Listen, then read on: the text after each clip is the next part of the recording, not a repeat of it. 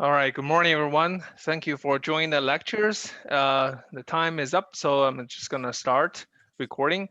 And for those of you who joined in late, please remember to mute yourself in case of any noise in the background that hurt everybody else's ears.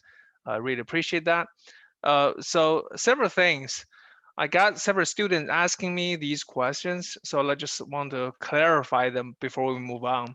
First of all, if you're wondering where you can find the quizzes, they are embedded inside the lecture notes. And actually, most of you who attend the lecture lively have no problem. It's mainly for students who watch the recorded video. All right. So if you're watching this by any chance, let me say this again. The quizzes are embedded in the lecture notes. All you have to do is go through the lecture notes and you find them where they are. They're pretty outstanding, right? I label them, highlight them, and use different color, for example, like a red, so you should be able to see them. Okay. If you still have a trouble finding them, send me email. Okay.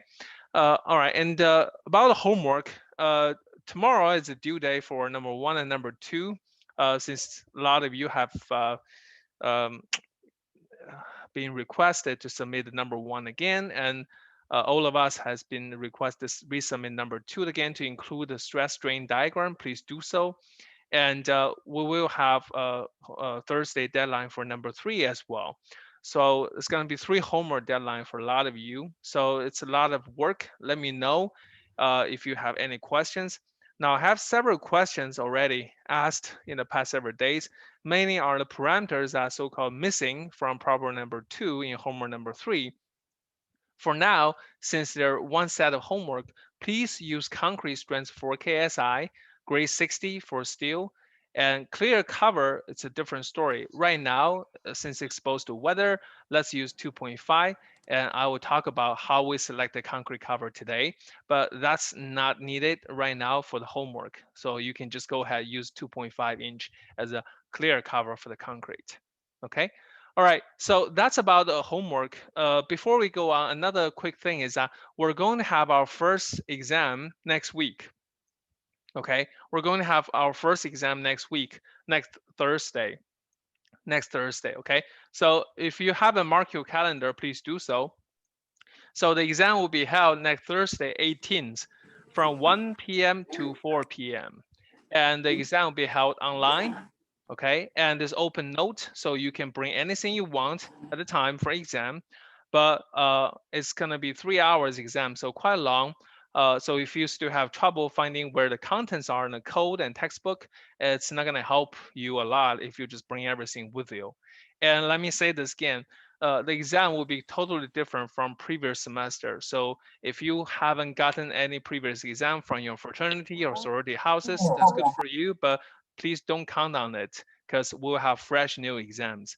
Now, I want to give you more information on the exam. I will make 4 sets of problem regularly per semester for exam. So none of you have identical exams. So if we have say 51, 53 students here, so 10 of you may have one exam. It will take you quite a bit of time to find out exactly who have the same exam. So it's almost no chance for you guys to communicate on the exam, which is not allowed for the exam one, okay?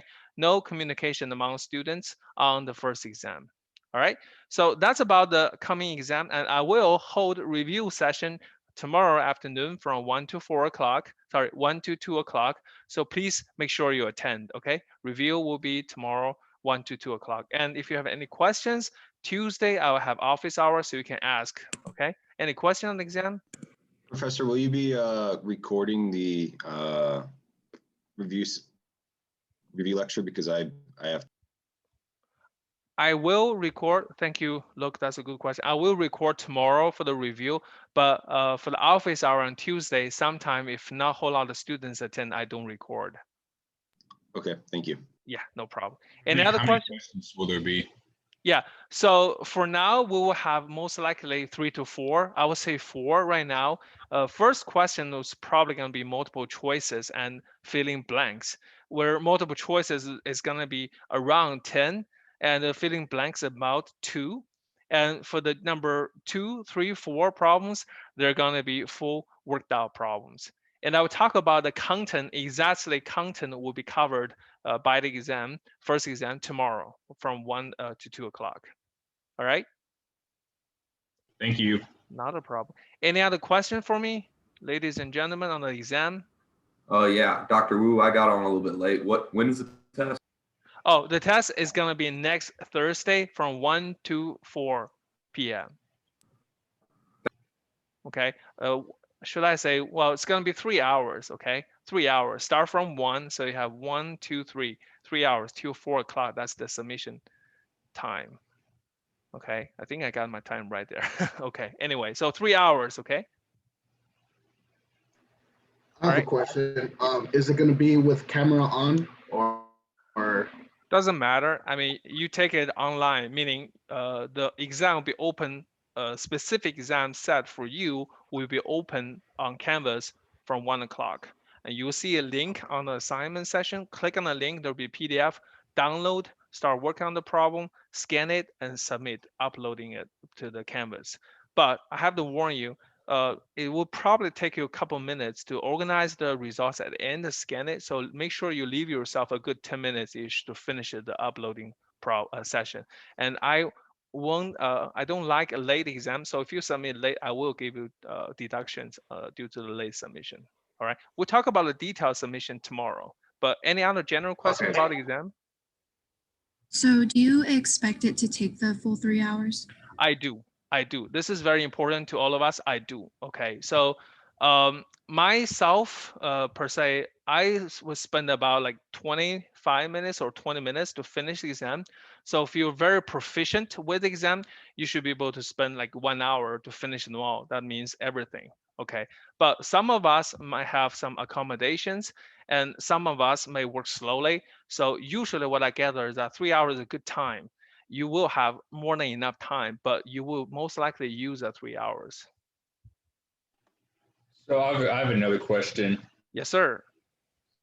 So are you going to give us like some pre-time or lag time to allow us to like print it off at the library and make it to our like private areas to work on it? Like I said again, then- Louis, the exam is going to be online. So they will open up to you, specific exam set will be open up to you at the time, like 1 o'clock. You start working on it and you finish that by 3.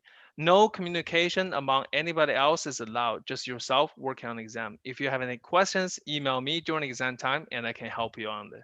And I'm very sensitive in terms of the similarities between the exam or among exams, even approaches and solutions. And let me tell you this, I have been had a very good experience with keeping all of us clean on exams. So I don't expect any problem, but please work alone on your exam. This is for all of us, okay? All right, but I was just saying, like, if like are we gonna have to print the exam off? Like I said, Is that required? either you write on a paper and scan it and send a PDF like you do with homework, or you just work on any electronic devices like iPad or touch screen laptop, finish them, save them, upload to the Canvas. Is that clear? Yes, that's clear. Okay, then. Okay. Thank And you do need to have a regional problem set, so I know which problem set you're working on. Yes, sir. Okay, thank you. All right, no problem. Okay. All right, so I'm running a little out of time, so let us save all the questions about exam tomorrow, which you have more time to ask. Let me get back to the main content of the class, okay? All right, so let me quickly do this, share screen. Okay, so can you guys see the screen? All right, so I'm just gonna assume you guys can, okay? Let me know if Yes. not, all right, okay. So here, what we talked about last time, right? We talked about the design for a section, design for a singular reinforced section last time, okay? And we also went over about some format exam, homeworks. But quick review, several critical things we have to remember. So first of all, for one layer of steel, you need to use a depth, effective depth, that is ds equal to h minus 2.5 inch. All right, and that 2.5 is not clear cover. ladies and gentlemen, okay? Be careful. This 2.5 is from extreme tension fiber of the concrete, which means the bottom surface to the center of the last layer of steel, okay? So that's 2.5 coming from. And we also have to know the second layer, 2-layer steel, the effective depth changes from 2.5 to 3.5, okay? So that's the assumption we made if we have 1 layer or 2 layers, okay? Why this is very important, you see them in the exam, all right? And we talk about this, right? How we determine the height and width of the section. The width is typically determined by the supporting member, and the depth usually is determined by the span length of the beam, okay? And we wrote here, these are the requirements for the H. For the H, I believe is somewhere in the previous lecture. Okay, it's in the previous lecture, but here we went in to calculate the area of steel required. What we do is we use the ply moment, which is mu, and the phi factor, which is the strength reduction factor, to get the required nominal flexure strength. Okay, and from there we can obtain my estimated area of reinforcement. Okay, so we go in and assume the lever arm, or the distance between the compression and tension, equal to 0.9 ds. Okay, that's assumption, and we go in estimate the reinforcement area. With that, once estimated, we can go back to find effective compressive zone A. Okay, and with that effective compressive zone A, I can again verify that I have enough steel. Okay, how do I do that? Is I update the effective distance between the tension and compression. And then afterwards, you need to select the bars, right? So if you want to, you have options. Either you went with smaller bars, more number of bars, or you with larger bars, less number of bars. So in experience, it is always better to select the largest bar possible, but less number of bars. Why? 2 reasons. Less number of bars allow you to have more room to put the bars in and to cut the labor costs for people to put the bars in the cage. All right. So in this case, we choose number 9, 2 bars, right? And turned out that's more than enough for the required area. And we went down to find out the strength reduction factor and the nominal flexure strength. We did all the calculations. We find out that, okay, the design moment is adequate. Design section is adequate. So next step, we're going to check the minimum reinforcement, AS min, to see if the provided reinforcement is sufficient. And we're going to check whether we have enough beam width to accommodate the selected bars. Right? So to check the minimum reinforcement area, we use this equation. Remember, this is the minimum reinforcement area. And in case you're confused by my writing, let me write it more clearly to you. This is larger of, that means 2 equations, you pick the larger one, right? So I took the liberty and wrote something down here to speed up. So 3 square root f prime c, I got 4,000 psi concrete, okay, inside the square root, and I have 12 inch the beam width and 21.5 inch, that is the depth. Okay, then I divided by 60,000, which is the grade of the steel. And if you see this, I'm underlining them slowly so you can copy them down. Okay, so try to copy them down. Now with this calculation, and I find out my required minimum reinforcement area of that is 0.82 inch squared, 0.82 inch squared. Then it's larger of the two, so I check the other equation. The other is 200 BWD divided by Fy, okay? So BW 200 is a constant, empirical constant, okay? And 12 inches beam width, 21.5 is the effective depth, right? So here we use ds, okay? Some of the students ask me whether it's ds or dt. It is ds, okay? ds, all right? Anything related to section, ds. Anything related to strength reduction factor, phi dt, okay? So ds records, so you can write down here as min corresponding to ds and phi corresponding to epsilon t corresponding to dt. All right, so that's the relationship. So I calculate this number divided by 60,000, and I got this number to be 0.86 inch squared, 0.86 inch squared. Apparently this is bigger, so dominance, okay? So I'm gonna use 0.86 inch squared as my requirement for steel. So compare what I provided is 2 inch squared, 2 bars, right? 2 number 9. That's much larger than AS min. So I'm okay, right? So I'm okay. So this is the minimum steel reinforcement area requirement check. All right. Okay. So number 7 is check the minimum beam width, right? Meaning the spacing among the bars. Like I said, right? We went with larger bars and more spacing, which is towards our benefit. How easy? This is how easy, right? Imagine I have 12-inch of spacing. That is the width. I need just put 2 bars in. So from the corner, you can do the calculation as we showed before in the previous lecture, the tedious ones, right? You need to count for the clear cover, right? You need to count for the clear cover. You also need to count for the stirrups diameter, ds, the bending radius, right? 2ds minus the half of the bar size dB plus half of the bar size dB, and adding the clear spacing between the bars, right?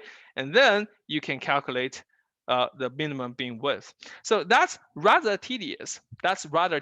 On job site, you may not have sufficient time to do so. So if you check in textbook, right? Textbook, and that is in the appendix, which means the end of the textbook. Okay, appendix A5, table A5, and I took the liberty copy it down here. So if you don't have textbook, you can use this table for the exam. Okay, you can use this table for the exam. So in the table A5, it tells you that the corresponding bar number and the related number of bars in the single layer with the minimum beam width. So this is only applies to single layer, and apply to these bar numbers, right? So let's do that, right? Let's find out. We have number 9 bars right here, and we have how many bars? We have 2 bars. So number 9, 2 bars. The minimum beam width is 8-inch from table A5. Okay. So what we provided is that actual beam width is 12-inch. That is much bigger than the minimum beam width of 8-inch. So we are secured. Okay. All right. So in the exam, you are free to use this table method to check in a quick way, or you do the calculation. All right. Most of the time in the exam, if it's a filling blank, that quick question, you can always go to table 5 and find the solutions. But be careful, okay? Very careful. This is per number of bars in a single layer, and you can see that it provides you 2, 3, 4, 5, 6, right? With those is nice numbers. Sometimes it may not work. Depends on the concrete clear cover and stirrups. So for complicated situations, I strongly suggest you go back to use this old-fashioned method to check it out, okay? But for most of the simple cases, especially for in the exam, for the filling blank type of question, I prefer you check with table 5 to get the answer. All right. Okay, so this essentially concludes the design for singly reinforced section problem. Okay, and that is only designing for the reinforcement. Meaning there's no request on the section. We'll talk about that later. Okay, so I want to take another example to show how we design a different structures, right? So example 2 is that I have a cantilever beam.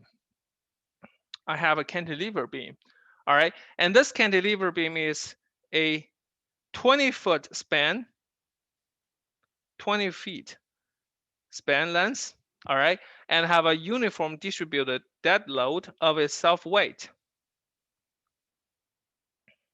Okay, omega D equal to self-weight.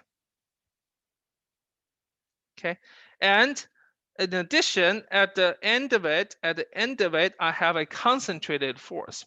I say this is P live load, and that is equal to 5 kips.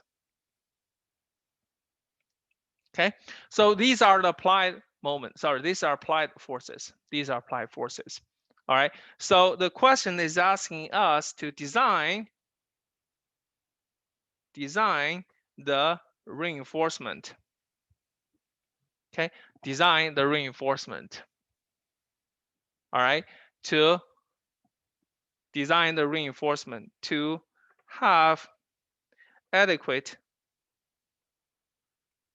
flexure strength. Okay, adequate flexure strength against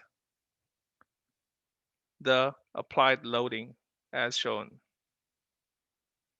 And you see similar problem in the exam, okay? You see the same problem in the exam, okay? So some of the parameters, first of all, let's give the cross section to you, right? Without having you guess, this is 12 inches as before, and this is 24 inches. Oh, sorry, 24 inches. Okay, and also the concrete is curbside concrete 4,000 psi, and steel is grade 60.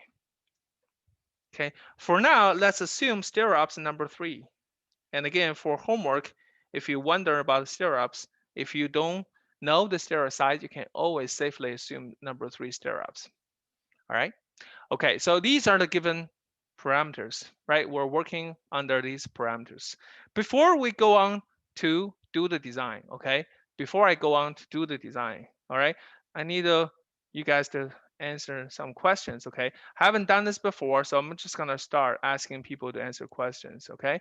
So Louis, you there? Oh, I'm here. What's up? Okay, good deal. Got a question for you, sir. So I'm designing the Okay. section, okay? I'm designing it. And I have this distributed load. Can you see it? I have distributed load of self-weight. I have a concentrate force on the Yes. beam. So I want to put the bars. So I have two options, right? Option A, okay, let me draw it for you. Option A, this is the section, and I can put the bars at the bottom here. Let's just say 2 bars. I'm making things up, okay? And option B, I'm gonna put the 2 bars on the top right here. Okay, so which option should I go to? A or B? A. Why is that? Why is Because that? because the steel is on the tension side. Okay, so you think we go number A because steel is the tension side, right?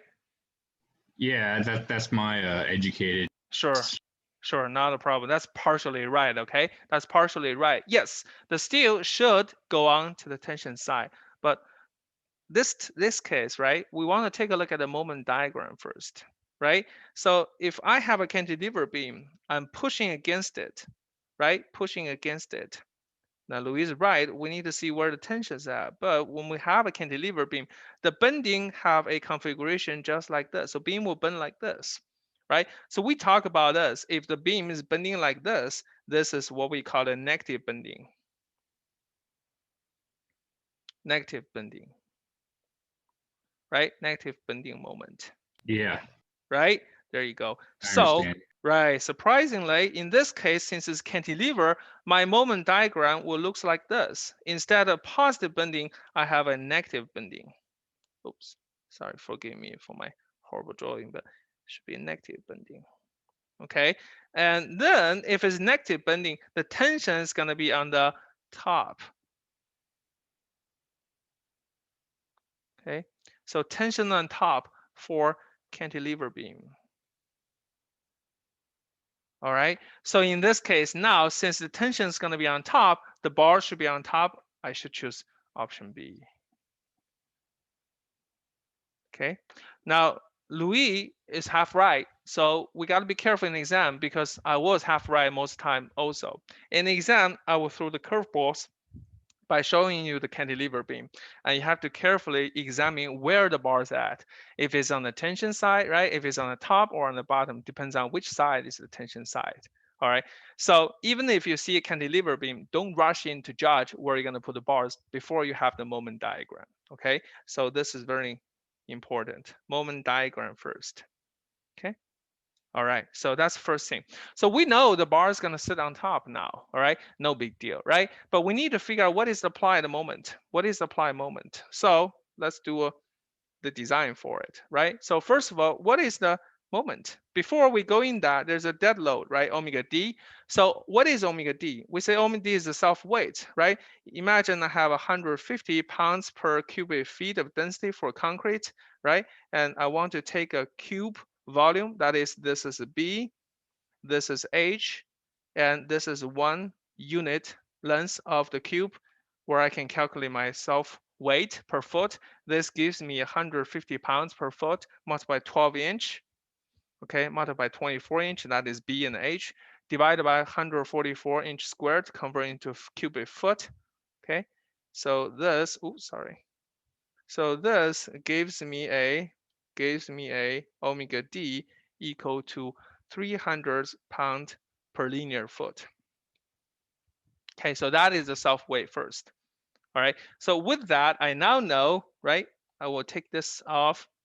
Okay, I'll take this off. I will say now the problem becomes easy. I have a cantilever beam. I have a distributed load of 300 pounds per foot, and I have a concentrated force as well of 5 kips. Now I want to sum the moment, right? How do I sum the moment, right? First of all, the dead load moment MD caused by the distributed load is what? Is omega D multiplied by L squared divided by 2, where L is the span length, right? In case I forgot to tell you, L in this case is 20 foot, okay? 20 feet, and you will be given an exam. All right, so the dead load caused the moment of omega D L squared over 2. And the live load caused the moment equal to what? Equal to PL multiplied by L.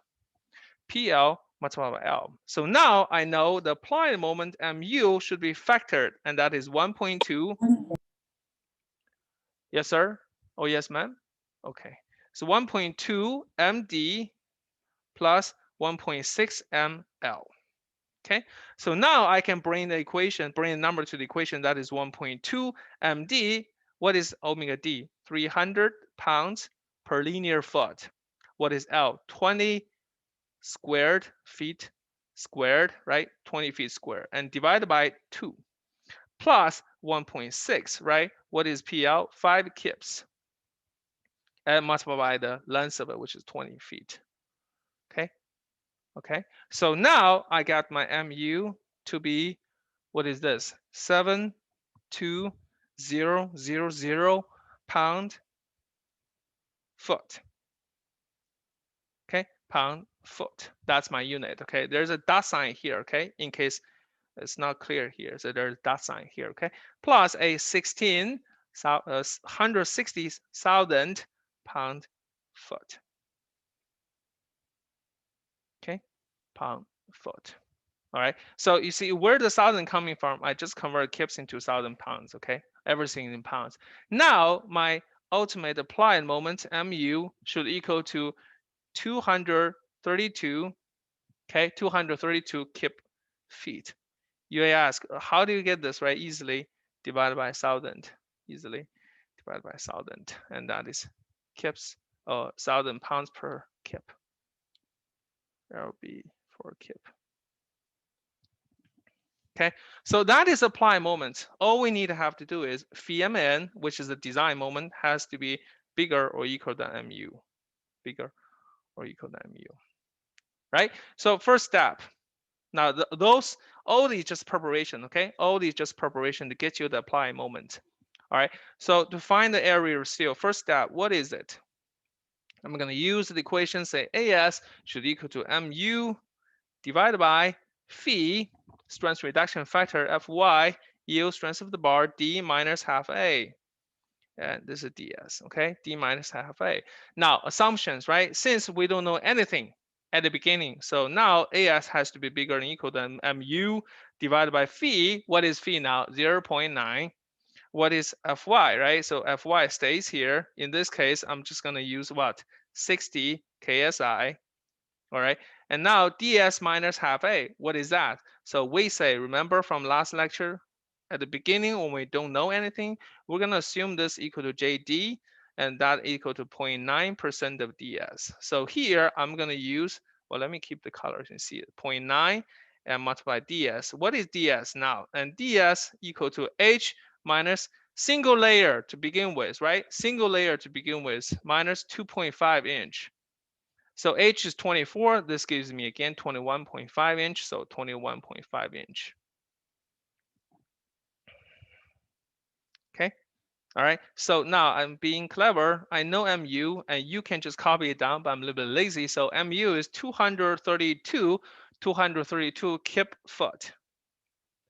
All right. Now bottom I have a KSI, which means in kips inch. Top I want to be consistent, right? So I just want to multiply 12 inch per foot, convert everything to kips inch.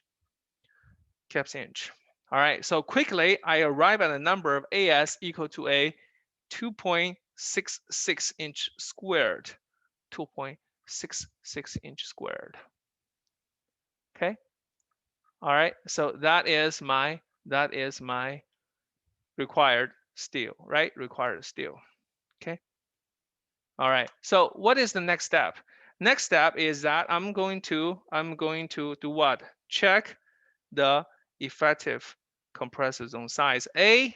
Check the effective compression zone size A, and recheck my bars. Select the bars. Okay, and recheck my phi. Recheck Question. my MN, and then check my AS min, and check my bar spacing using table A5. Okay. Okay. Now you may say, Bob, what are you doing? Why you stop? Why you draw those question marks? Because, ladies and gentlemen, this is your quiz number 3. Okay. I want you to help me finish the problem. Is it number 3 on it already? Let me double check. I should only have 2 quizzes for you, but let me check. Sometimes I lost count. Let me see here. Assignment. Yes, quiz number 3. Okay. So this is quiz number 3. Is help me finish this problem. Okay. You ask how, you follow the previous example. All right. We're just showing you the previous example, right? Like what we did here. Okay. All right. So this is due next Wednesday. Okay. Before the exam. So this will be a good practice for you. Okay.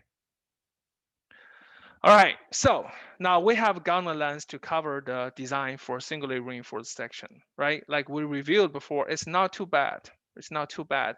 Usually, most cases, the geometry of the section is given. All you need to do is find a reinforcement. So that's not bad. Okay, so now today, we're going to talk about how we're going to design for doubly reinforced section, means compressor reinforcement involved. And that is a little bit challenging. That is a little bit challenging. All right. Before we do that, I want to address one issue. That is the concrete cover. Okay, concrete cover. Now, some of you ask me questions. Say, Bob, what is the difference, right, in problem 3 and problem 2 in homework number 3, right? And there's only one difference: is the weather condition. Why weather matters? Because we said the concrete cover is dependent on the weather also, right? Is dependent on the weather also, whether the So water we're can flow using in. stirrups in number 2.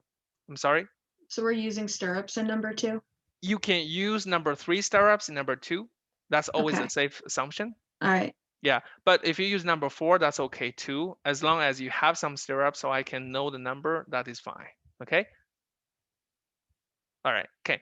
So now let's talk about the concrete cover again. Like I said, the main difference is the weather, right? So how do we judge? These are the tables in ACI. Okay, very important table in ACI. Okay, now there are 2 tables in ACI. I don't want you to use wrong table. Most cases, since we're dealing with non-pre-stressed concrete, non-pre-stressed concrete. So if you are very unfamiliar with the term pre-stress, what is pre-stress? If you go to job site, right? If you go to job site, I have a member like this and have a bar at the bottom. Okay, if I stretch the bar before I pour concrete, and this is called pre-stressed.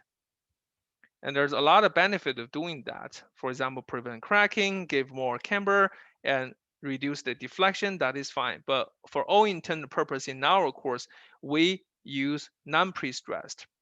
Okay, non-pre-stressed. All right. So in this case, we are referring to table 20.5.1.3.1. Okay, non-pre-stressed concrete members. Now you may see the following table that's for pre-stress, so don't confuse. Okay, don't confuse. We're not going to dealing with this. All right. So let's quickly take a look at the table. Right. So left column is the concrete exposure. All right. So there are 3 categories essentially. There's a cast against and permanently in contact with the ground. Okay, touch the ground. And for any members, beams, columns, walls, you name it. And for all kind of reinforcement, mainly different type of bars, size of bars, and the specified cover, this is clear cover, 3 inches, pretty thick. All right. Now, if it's exposed to weather or in contact with ground, with all, okay, but number 6 through number 18 bars, you use 2 inches. Okay, and number 5 or W31, you may say, what is W31? That is wire, and D31, that means deformed. W means welded, okay? D usually means deformed, okay? D31 wire and smaller bars use 1.5 inches clear cover.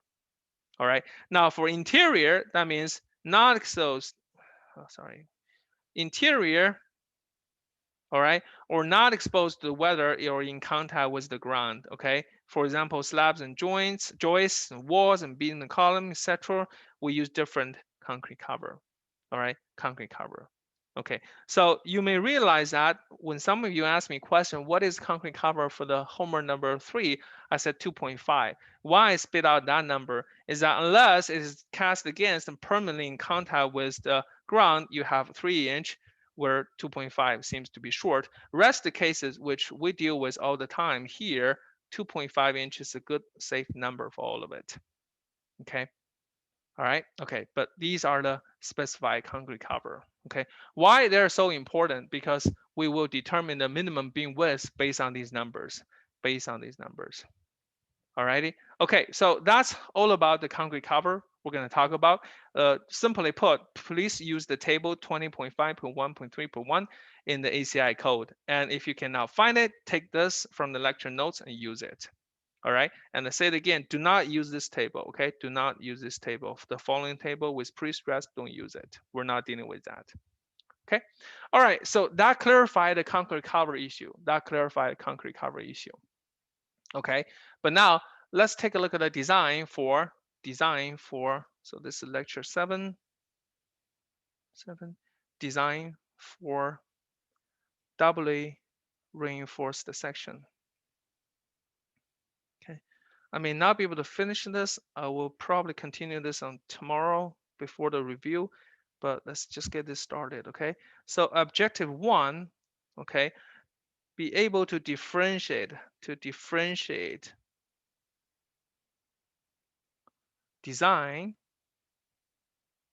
for singly and doubly reinforced section. They're different. Okay, they're different. All right, and objective 2, that is naturally we need to know how to design bars for given section for doubly reinforced beams. Okay, so for your information, for the exam 1 that will be covered, it mainly talk about given section, right? We'll not touch the ungiven geometries. We'll talk about it in lecture 10 or 11, but the exam won't cover that. Okay, so that is objective. Now let's take a look the difference between them two, right? So what is difference? First of all, let's just quickly review again analysis of singly reinforced section, right? So what it contains, right? So I have a section, singular reinforced section, meaning I have only one row of bars. And if you remember, if it's simply supported, not the cantilever, I put the bars at the bottom here, and I have a strain diagram. Right here. And on the top, I have a concrete compressive strain of 0.003. Okay. And then I have a tensile strain right here. And we do what? We assume this is bigger than epsilon y, that is 0.00207. And this is, again, in case you forgot, this is only for grade 60. For grade 75, it's different number, okay? Why I say that? Because sometimes I play tricks in the exam. I'll give you grade 75 and don't use this number for strain. You got to actually calculate it, right? So how do I calculate that? Remember, epsilon y should equal to sigma y, which is the yield strength. Well, actually F Y yield strength for the grade 75 KSI divided by Young's modulus of steel, which is 29,000 KSI. Okay, quick reminder. And this is my actual compressor zone C. And in terms of the stress distribution, I use the effective compressor zone A, and this is 0.85 F prime C. Okay, and the tensile stress on the other side right here is going to be Fy if it's yielded, and which it will be. Okay, and then we say the total force diagram here, this is CC, which is the compression from the concrete, and I have a tension from the steel, and the distance between them, JD, is a lever arm. And this lever arm, if I know the compressive zone, that is ds minus A over 2 period. That's it. Right? So then the moment diagram reads as mu equal to what? ASFy and multiply d minus half A. And again, this is ds. Okay, so that's it for singular reinforced section. Stress, strain, and internal forces. You see, right? We need you to draw all this in the exams. Okay, stress, strain, internal forces. If you don't know how to do what to do, draw this drawing. You get 20% credit at least. Okay. All right. So that's what we're doing for singular reinforced section. Now this is a little bit confusing. So let me just remove Professor? that. Yes, sir. I think you forgot a step. Like, isn't there supposed to be like a parabola thing between the Whitney stress block and the strain diagram? Well, we don't usually show that, isn't it? In the calculation, you don't usually show that or do that, do you? If you flip through the back notes, there's only one time we explain how do we do the simplified approach, which is Whitney stress block. Other time, we don't do that at all, okay? Oh, okay. Right. We're not using the parabolic stress distribution. I mean, you can try that, but you end up with similar number, but less effective than the Whitney stress block. That's why we learn that, right? Okay, yeah. Sir. Okay, so good question. And then, yes, sir, anything else, Kyle? Should there be a divided by 2 above on the internal forces? Let me see. A divided by 2 right here. That's right. I thought it was above the CC. Oh, you mean the distance, right? That's correct. You're absolutely right. This is distance from the top fiber to the compression force, right? Okay, thank you. And then for doubly reinforced section, right, what is the difference? I now added on the compressive stress, right, which is epsilon s prime, and I have to make sure that is smaller, strain of that is smaller than yield strain. And the distance is so-called ds prime now, all right, and the steel and the tension side stay the same, which is epsilon s, and this again has to be bigger than epsilon y. All right, no surprise. Now, for the internal forces, right? Well, before I go there, internal stresses, I have this to be the Whitney stress block, same thing before, right? And now this is A, and tension side of it, this is Fy because of yield, right? And now for the internal forces here, I want you to see a difference, right? Now is because I have compression force from the concrete CC. I also will have the compression force from the steel. CS. Okay, now the tensions stay the same position and the distance between them, JD here, equal to ds minus half A, no problem. All right, but the difference is inside here where mm equal to ASFY, which is the tension side, right? But let's don't use that anymore. Why is that? Because I want to use compression. So I can use compression, which is this pair of forces to give me the moment, which is ds minus half A. But don't forget, I now have an addition moment caused by the compression of the steel, that is CS. And the distance between this guy and this guy here is d minus ds prime. Sorry, ds minus ds prime. So here I use ds minus ds prime. Okay. And now on top of this, tension equal to compression, CC, CS. Okay, so that is the difference. So I want to put a table here, even more tedious, right?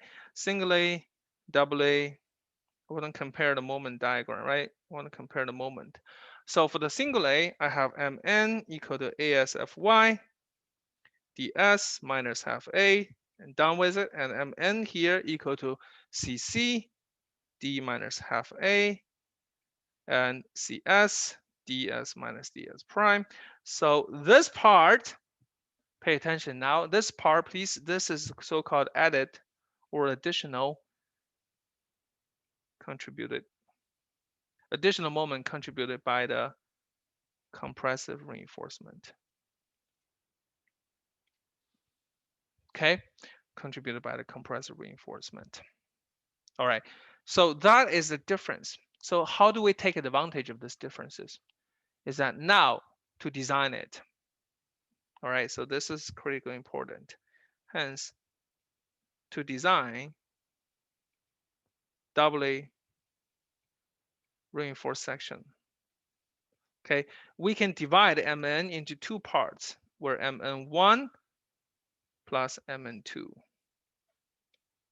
Okay, where Mn1 is only consider singly reinforcement. So single reinforcement, that means only consider the tension side of it. Tensile reinforcement. Okay, and now this is additional moment by compressive reinforcement. Okay, so this concept is critically important. That means when we design for singular reinforced first and see what is the moment capacity we have for singular reinforced section. If that is inadequate, we add compressive reinforcement. Okay, so that is the design methodology.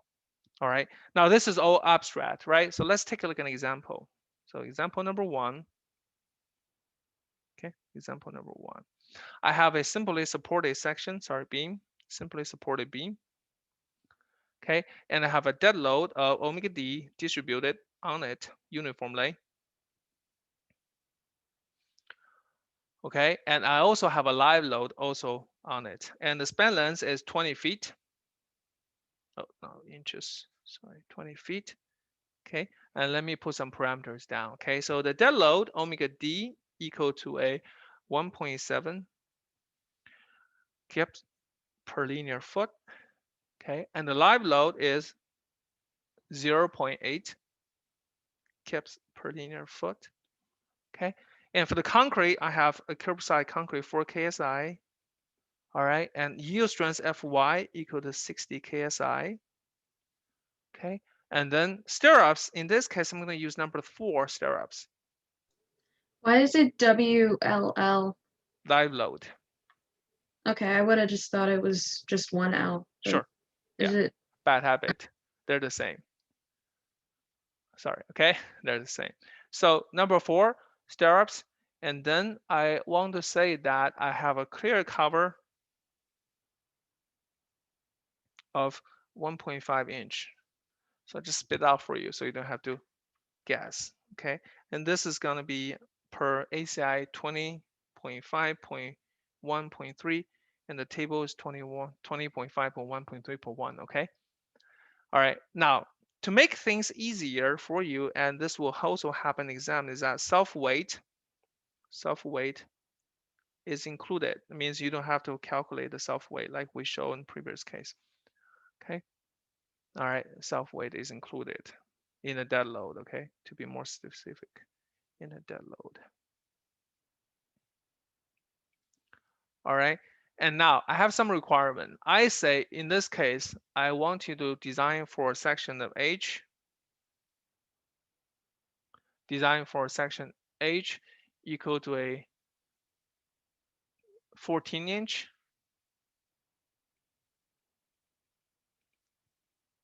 and width. I'm so sorry, this is bad drawing here. So width is also 14 inch. So it's a block, very stacky column. All right. Okay, so that is the requirement. I want you to design a section like that. And I also said, you know what, let's assume number 8 bars. These are requirement, part of the requirement. Okay, that's the problem. So first thing first, I want to do what? I want to find out the depths. So solve, I want to find out the depths. find effective depth ds. Okay, so how do I find it? How do I find it? Now, let me take a look at the section here, right? So at the corner is where I have most of the bars crowded here, and there's a bent of stirrups, and there's going to be a number 8 bar sitting right here. Okay, and now I say it's number 4 as a stirrups. Okay, specified, you know that, right? And now ds here, as the diameter of that is 0.5 inch. Where did you get that, Bob? 4/8, right? Number 4, and 4/8 half inch. And the clear cover right here, as we specify in the problem, is 1.5 inch. Okay, and we say we assume number 8 bars, and happen to be that the diameter of number 8 is 1 inch. So the distance between the center of the bar to the edge of the stirrups here is dB/2, and that is 1/2 inch, half inch. Okay, so what would be the what would be the depth? The depth will be equal to ds equal to height, which is h, minus 1.5 clear cover, minus 0.5 number 4 stirrups, minus half inch of bar diameter, divided by 2. Okay, so this gives me an ds equal to what? Equal to 14 minus 2.5 inch, and that is 11.5 inch. So that is my effective depth. Pretty stocky, pretty short. Okay. All right. So now I have my depth determined. Now the second thing is I need to find, right, determine my moment. Okay. And to determine my moment, all I have is distributed load. Okay. All I have distributed. So this is omega D and omega L, distributed load. Right. So omega U. See, I changed it. Last time, since there are different types of load in dead and alive, I used the moment as the ultimate apply moment. But since they're both in the same time, I can start doing the factor here. 1.2 dead and 1.6 live. And that gives me 1.2 multiplied by 1.7 kips per linear foot plus 1.6 and kips, 1.6 of 0.8 kips per linear foot, and that gives me a 3.32 kips per linear foot. That is applied distributed load. All right. Now, this is a simply supported beam. Okay. This is simply supported. So if it's simply supported, I have omega u equal to this number. The moment mu, and if you draw a mini moment diagram, it's going to be a positive moment. Okay, and it'd be parabolic shape like that, and that is 1/8 omega u L squared. L squared. And let's say L is 20 feet, right? So this is 20 feet. Okay, so omega u, right, equal to 1/8 multiplied by 3.32 multiplied by 20 squared, and equal to 166 kip foot. So now that is applied moment. Where is actually applied to? That is the middle span. Maximum moment. Okay. I think we're out of time. Yeah, we are. Yeah, let me just quickly say something here quickly. So this is for singly supported beam, all right? If for cantilever beam, you cannot use this equation, all right? You got to use a different equation. Don't forget. Okay. All right, let me stop here. We can continue tomorrow, okay? If you have any questions, welcome to stay behind. If not, I'll see you tomorrow, 1 o'clock, okay? Thanks.